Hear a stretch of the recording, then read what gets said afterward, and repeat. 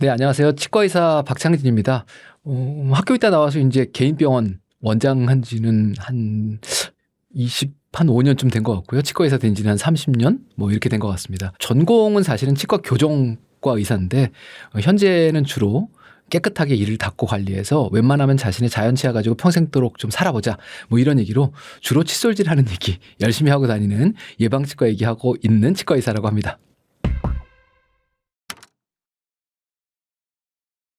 양치질이 모든 치아 질환의 원인이라고 하셨는데, 올바른 양치 방법이 이빨을 닦는 게 아니라고요? 칫솔질은 치아를 깨끗하게 닦는 거다. 이거는 아마 초등학교 때 다 배운 건데 이게 되게 잘못된 말입니다. 사실 칫솔질은 치아를 닦는 게 아니고 치아와 잇몸을 닦는 거다. 조금 더 구체적으로 얘기하면 치아와 잇몸의 경계부를 닦는 거다라고 정의하는 게 맞습니다. 이게 이가 잇몸과 딱 붙은 게 아니고요. 약간 떠 있답니다.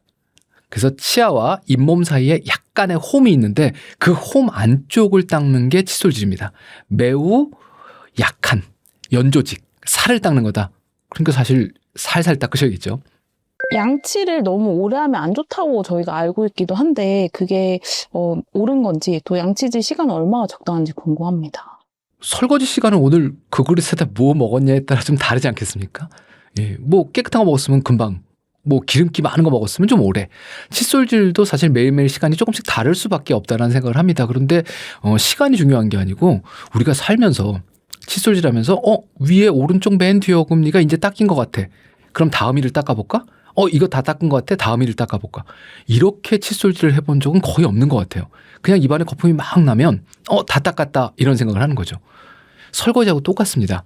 그렇기 때문에 시간을 정해놓으시기보다는 하나씩 꼼꼼하게 닦으시면 좋겠다라는 생각인데 대략적으로 10분에서 15분 정도는 걸립니다. 올바른 칫솔질 보여주실 수 있어요? 그럼요. 자, 일단 기본적으로 칫솔질을 하자라고 하면 모든 일을 할 때 첫 번째는 도구를 어떻게 잡느냐는 겁니다. 칫솔질 해봅시다 그러면 대부분의 분들이 칫솔을 이렇게 잡습니다. 이렇게 잡는 거죠. 그리고선 막 문지릅니다. 근데 이렇게 해서는 정교한 일을 할 수가 없대요. 사실 우리가 눈에 보이는 것도 아니고요. 눈에 보이지 않는 세균막을 닦는다고 하면 정말로 정교한 일입니다. 이 일을 할 때는 무조건 도구를 연필 잡듯이 잡아야 된다라고 얘기를 하고 있어요. 사실 의과대학이나 치과대학에서도 교과서에 써 있습니다. 도구는 어떻게 잡아야 되냐? 3가지 방법이 있다. 첫 번째는 움켜 잡는 방법. 거의 쓰지 않는다. 두 번째는 이렇게 연필 잡듯이 잡는 방법. 이걸 제일 많이 쓴다. 근데 연필 잡듯이 잡고 정교한 일을 할 때 조금 힘을 주면 여기 손가락이 이렇게 힘이 좀 들어가는 거죠. 요건 그냥 잡는 거, 요렇게 하면 힘을 주는 거. 요런 차이가 있습니다. 근데 칫솔질은 힘을 주지 않고 연필 잡듯이 잡는 겁니다. 이게 1번이에요. 그럼 오늘 저녁부터 바꾸셔야 될 첫 번째는 칫솔을 연필 잡듯이 잡아보자. 이게 1번입니다. 자, 두 번째는요. 우리가 이를 닦을 때 그동안에 어떻게 닦았냐. 치약을 좀 짜셨죠. 그 다음번에는 막 문질렀습니다. 근데 우리가 어디 청소라도 하려고 들면 청소하는 면을 봐야지 닦을 수 있거든요. 그러니까 반드시 칫솔질을 하실 때는 입을 크게 벌리고 칫솔이 닿는 치아를 보셔야 돼요. 여기 내가 닦고 있다. 10번 닦았네? 20번 닦았네? 이제 다음 치아로 가보자. 자, 이 얘기는 입을 크게 벌리고 이를 하나씩 보면서 닦으시라는 얘기입니다. 또 다른 중요한 점 중에 하나는요. 자, 여기에 지저분한 게 있어요. 그럼 이거를 요렇게 문지르시는 게 효율적일까요? 아니면 이렇게 문지르는 게 효율적일까요? 이 나머지 원은 의미 없는 원이죠. 여기서만 움직이면 되는데. 그러니까 칫솔은 정말 조금씩 움직여야 됩니다. 그래서 아주 작은 원을 그리듯이 조금씩만 움직이자. 자, 맨 마지막에가 제일 중요한데 칫솔질은 치아를 깨끗하게 닦는 게 아니고 치아와 잇몸의 경계부를 닦는다고 그랬습니다. 그러면 이를 깨끗하게 닦는다라는 생각보다는 잇몸을 닦는다는 생각으로 칫솔을 이에다 이렇게 대시고 그 다음번에 어떻게 해요? 잇몸을 향해서 살짝 기울입니다. 그래서 잇몸을 닦는다라는 거죠. 자, 모형상에서 한번 보여드려 보겠습니다. 제가 큰 모형을 가져왔는데요. 자, 이렇게 놓고 보시면 자, 우선 첫 번째는 칫솔을 어떻게 잡죠? 연필 잡듯이. 이게 1번입니다. 두 번째는요. 입을 크게 벌리시고. 그렇죠? 어떤 방법이든 간에 다물고 문지르시면 잘 닦을 수가 없어요. 입을 크게 벌리시고 치아를 하나 닦는다고 보십시다. 이 치아를. 그러면 이렇게 바로 대지 마시고 어디를 닦는다고요? 잇몸을 닦는다고 했으니까 잇몸을 향해서 살짝 기울입니다. 그리고 힘주지 마시고 그대로 갖다 대실 거예요. 그리고는 아주 작은 원으로 이를 한 개씩 닦습니다. 동글.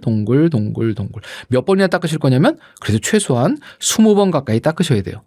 그다음에 이를 하나씩 닦는다고 말씀드렸단 말이죠. 그다음에 칫솔을 띱니다.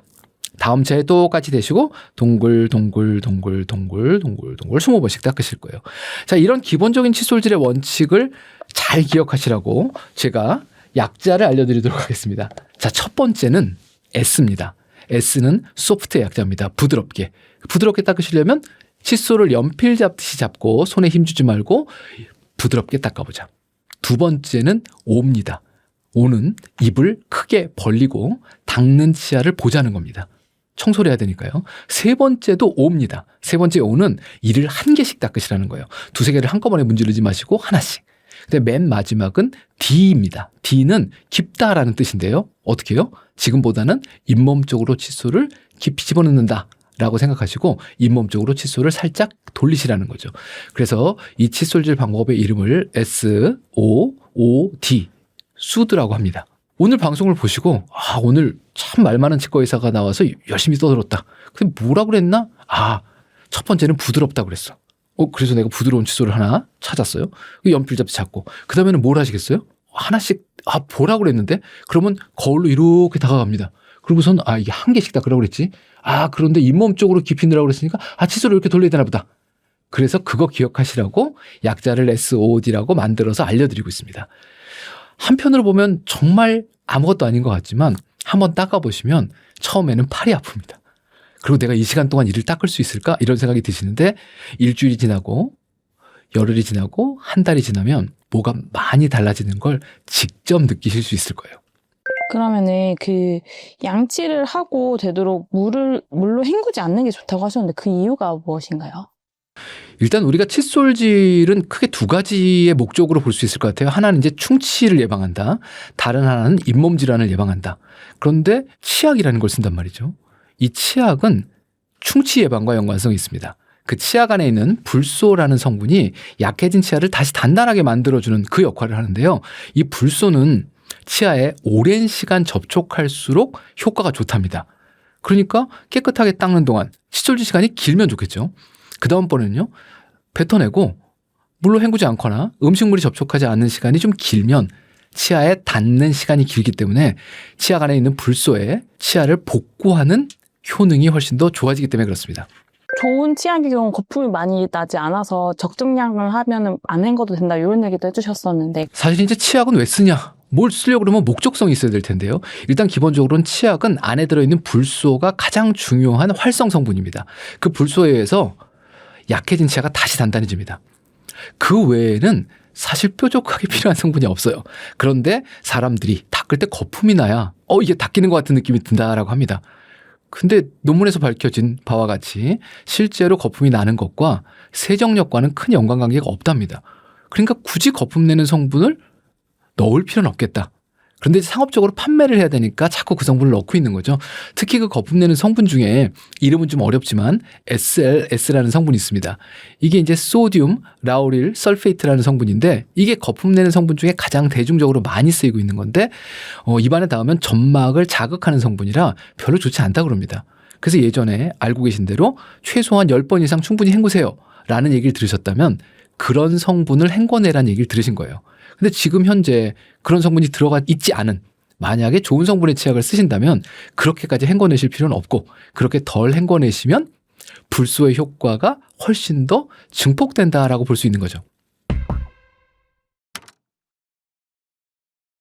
잇몸을 닦기에 적합한 칫솔은 어떤 유형이 될까요? 도구도 상당히 중요합니다. 그래서 일단 지금 있는 칫솔을 한번 보세요. 우선 첫 번째로는 꼼꼼하게 닦으려면 칫솔의 머리가 작을수록 좋습니다. 그래서 보통 권하는 건 자기가 이렇게 손가락을 이렇게 내밀어 봤을 때 자기 손가락의 한 마디 그거보다 더 큰 건 안 좋겠다. 그래서 머리가 좀 작은 걸 골라보자라고 말씀을 드립니다. 그 다음번에 핸들은요. 칫솔 대죠. 대는 연필 잡듯이 잡아야 되니까 뭐처럼 새기면 되죠? 연필처럼요. 그래서 칫솔대를 봤을 때 이건 육각형이네? 이건 팔각형이네. 이렇게 육각형이나 팔각형의 단면을 가지고 있는 아주 평범하게 생긴 칫솔이 제일 좋습니다. 자, 그러면 칫솔의 머리 크기와 대 모양은 결정이 됐어요.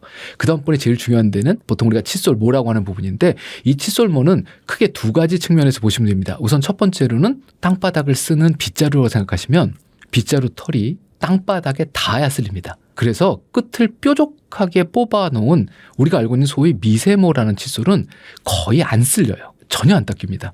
그런데 왜 우리가 그걸 쓰고 있냐면 이쑤시개 같이 생긴 게 많으니까 고춧가루 같은 게 빠지는 거예요. 그래서 치아사에겐 고춧가루나 김이나 깨나 이런 거 빼는 거는 이쑤시개라고 부르는 거지 그게 칫솔이 아닙니다. 칫솔은 치아면에 붙어있는 세균막을 닦는 거기 때문에 치아면에 밀착하는 게 중요하고요. 그러려면 칫솔모의 끝부분이 뾰족하지 않은 걸 골라야 된다. 또 다른 거는요. 빗자루에 꽂혀있는 털이 많아야지 바닥에 쓸리겠죠. 그래서 칫솔모가 많은 걸 고르면 좋겠다. 그건 어떻게 보시냐면 칫솔을 내가 이렇게 들여다봤을 때 심어있는 칫솔모 사이사이로 플라스틱이 보이면 안 돼요. 칫솔모가 꽉 차 있는 걸 고르셔야 됩니다.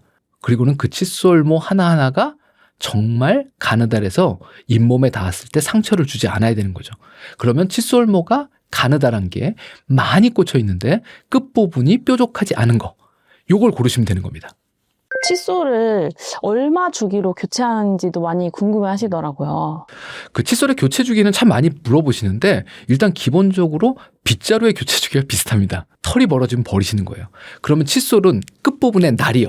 예를 들면 요렇게 생겼으면 여기 부분으로 닦는 거죠. 이렇게 쭉 붙어 있으면 얘가 요만큼 벌어지면 바꾸시는 거예요. 이렇게 벌어질 때까지 쓰시는 게 아닙니다. 끝이 조금 벌어지면 바꾸시는 건데 만약에 어떤 칫솔을 쓰시든 간에 3개월 이내에 그 정도가 벌어진다고 하면 힘주고 계신 거예요. 근데 이 칫솔은 부드러운 걸 쓰라고 그랬더니 일주일만 지나도 털이 다 벌어졌어. 이거 못 쓰겠어. 이런 분들이 가끔 계세요. 만약에 칫솔 털이 안 벌어졌으면 그 힘을 누가 받았을까요? 치아나 잇몸이 상하는 겁니다. 그러니까 차라리 내가 힘줘서 막 문지르는 경우는 칫솔이 망가지는 게 나아요. 근데 이제 저희 치과에서 칫솔질 정말 깨끗하게 하셔서 6개월이 되도록 스케일링할 치석이 하나도 안 생기시는 분들, 이런 분들이 보통 치과에서 가장 많이 하시는 말씀. 원장님, 제가 이 칫솔 쓴 지 6개월 됐는데 칫솔 털이 그대로인데 그냥 써도 돼요? 이런 분들 입안이 제일 깨끗합니다.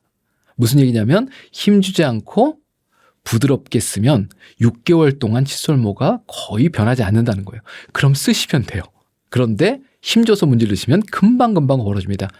교체 주기는 가급적이면 3개월 이내에는 털이 벌어지지 않았으나 위생상의 목적으로 바꾸신다. 이걸 목표로 삼으시면 좋겠습니다. 가장 많이 또 궁금해 하시는 게 전동 칫솔이 좋냐, 그냥 일반 칫솔이 좋냐, 이 어떤 게 더 나은가요? 올바른 방법으로 쓰면 전동 칫솔이 좋습니다. 그런데 그 올바른 방법이라는 게 참 어려워요. 전동 칫솔 쓰시는 올바른 방법에 대해서 누구한테 배워보신 적이 있으세요? 거의 없거든요. 그러니까 막 돌아가는 도구나 막 움직이는 도구를 입안에 넣고 이리저리 움직이면 그 빠르게 움직이는 전동의 흠에 의해서 잇몸이나 이가 다칠 수도 있으세요.